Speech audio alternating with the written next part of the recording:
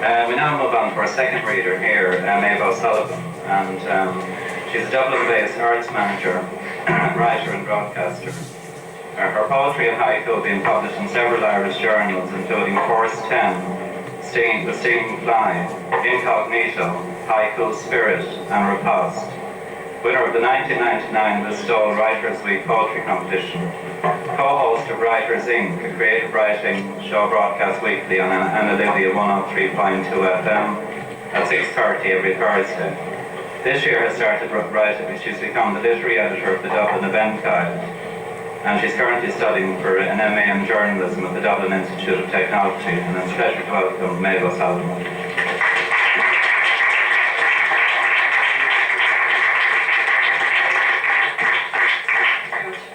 I'd just like to thank the Dublin Poetry Conference for inviting me to read this evening.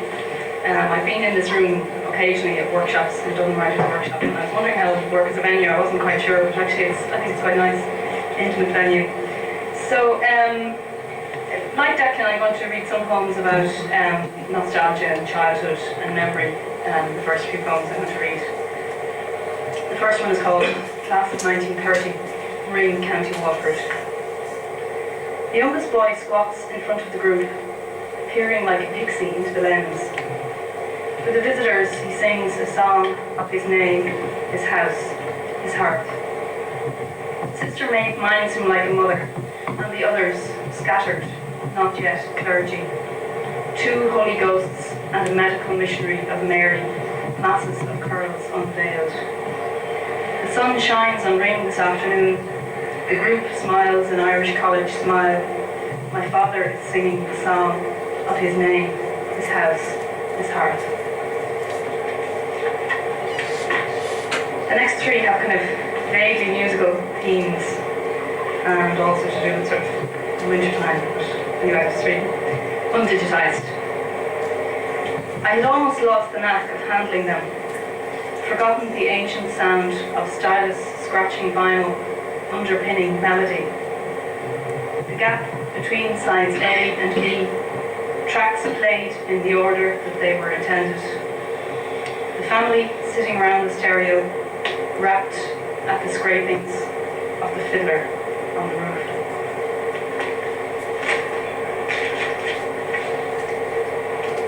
As Sean mentioned, I'm studying journalism at the moment, and one of the things we do is working with sound and working editing sound and interviews and so on. But so this poem is actually inspired by what started off as a problem. I thought I'd lost something, but at the end of the day, I got a poem. So I found something as well, I suppose. It's called Unstrung. This afternoon I lost a Christmas carol. It seemed to vaporize into digitally thin air between the tracks. Santa Nicholas, an old tune. Maybe an angel reclaimed it, sucking the notes back into her lungs, revived on a pillowy cloud, unmarked by sleigh blades or reindeer's hooves.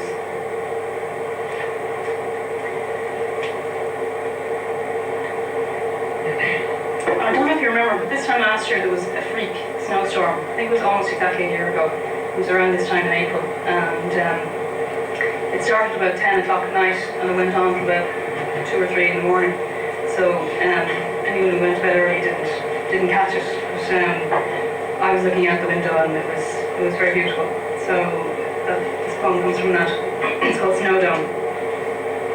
Under this dome, a river. On the river, geese and an island. On the island, trees and a hut for fishermen. It's supposed to be for Christmas, but somebody has taken this dome and shaken it over and over. The river is confused, the geese are shivering, the fishermen frozen. It's April, but the shaker won't stop, like a child in playful mood. The flakes fall fast, melt in the flow, and journey up again, like the diagrams explaining rain in geography books. Later, the hand tires, settles the dome back into the winter cupboard.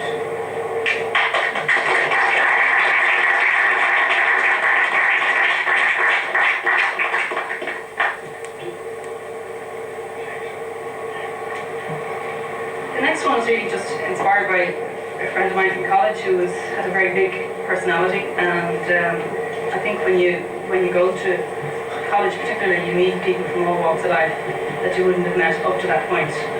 Certainly I wouldn't have been a sort of middle class girl from Carey, you know, my kind of the range of people I'd met was not very wide, but when you move on and move in different circles, you get to meet people from all sorts of places, and it's great. It just opens up your level of experience and relationships.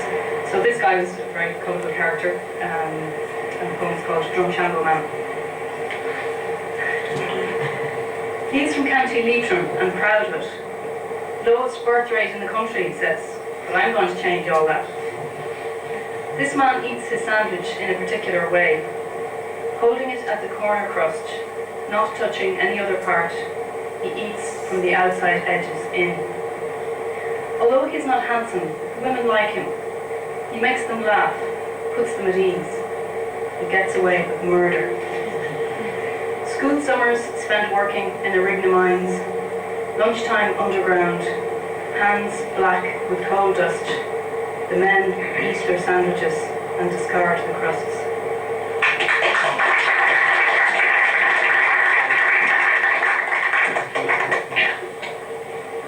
The next poem would sound like I was on drugs when I wrote it, but I wasn't. Surreal Sunday. Mother pays a rare visit. Our voices circulate in loops, some pre-recorded. She takes a notion to defrost the fridge freezer, attacking the ice with steam and blunt scissors. You arrive with milk just in time for tea. In the hall, a barefoot boy is pointing his machine gun towards the front door. You arrive with milk just in time for tea. In the lounge before the gig, we fan-handle each other's jackets. Navy, velvet, purple, silk, aquamarine, chenille. Summer haiku. Neon fish swimming, oblivious, as I cast my vote. Fast, murky water, poets talk philosophy on Halfpenny Bridge. Statue of Socrates, his head scrubbed clean by a man on a ladder.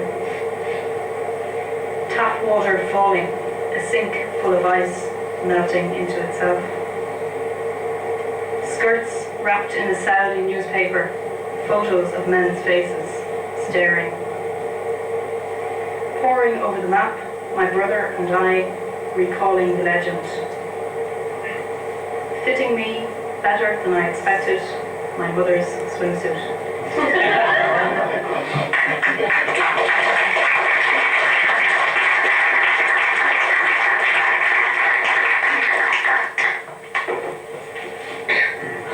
Move into what I'm tentatively calling the Flower Rag and Bone Shop section, which is, I suppose, love poems of different descriptions, before, during, and after, roughly. So the first one is called Audition. She learns in stages that she is his type, cast as lover, partner maybe. He woos her with square meals, little songs, and a hint of deft effleurage. Her voice is just right, good tone quality, dark and low like the hair, features fine and strong, eyes bright, soul old, hands long and elegant, fingers busy writing her own scripts.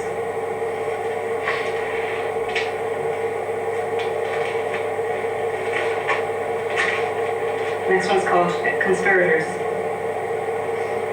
My guess, it was Dad's idea for you to offer me your hand.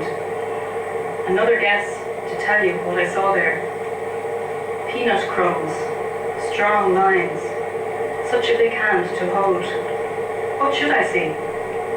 But no, it was a ruse engineered to catch me standing in the light.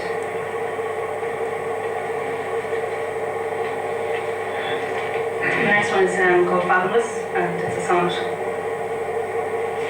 Before I drift into a deeper sleep, while jaded mind succumbs to drowsy mist, there is one matter I would like to keep, the twist of your hair in my knuckled fist.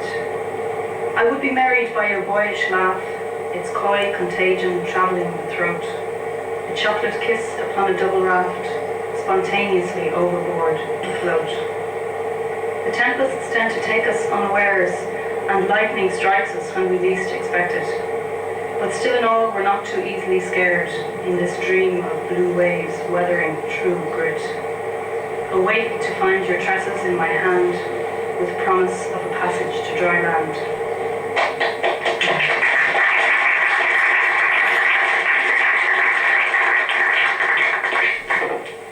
Now, before we all get too lovey-dovey, I'm going to read a couple of break-up poems. I know, yeah, well, you know, breaking up can be hard on the nerves, but sometimes it's good for the poetry. So this one's called Wishful Thinking. If only my apartment wasn't on the ground floor, I could hurl all your stuff out the window like some dame in a Hollywood movie. I could watch it falling to the ground, your jacket hugging a puddle, CDs flying like silver frisbees, your love letters, leaves in free fall. The football bouncing ever further and lower, on the lookout for another pitch. No more goals in this net, babe. I didn't know it was like that one. And if I had thrown the football out the window, it would have landed on the street quite close to where I lived at the time in the Liberties. And I saw strange things on that street, so this is some of them. Cobbled street scenes. A horse tripping and falling with a clatter. Continentals capturing the harp. Neeson as Collins, more gorgeous in the flesh. A drunk fumbling for his hard tablets. Your name on the street sign, lest I forget. Sunset. And I just finish off with, speaking of Tai Chi, a poem that was inspired by Tai Chi practice, which I've been at for the last 3 years or so. And again, I'm wary of explaining poems, but the title is form, and it refers to the sequence of movements that make up the Tai Chi form, and also to the fact that the poem is written in a form called the villanelle, which a lot of people think is a very posh form, but actually it originated as a round song sung by labourers in France and Italy. So it's not as posh as people think. It's just, I think, music, comes from music. Form. 10,000 times to practice with intent. That is the goal when working on the form, while moving slowly towards enlightenment. Start with the essences, be confident, step up and turn just as you lift your arm. 10,000 times to practice with intent.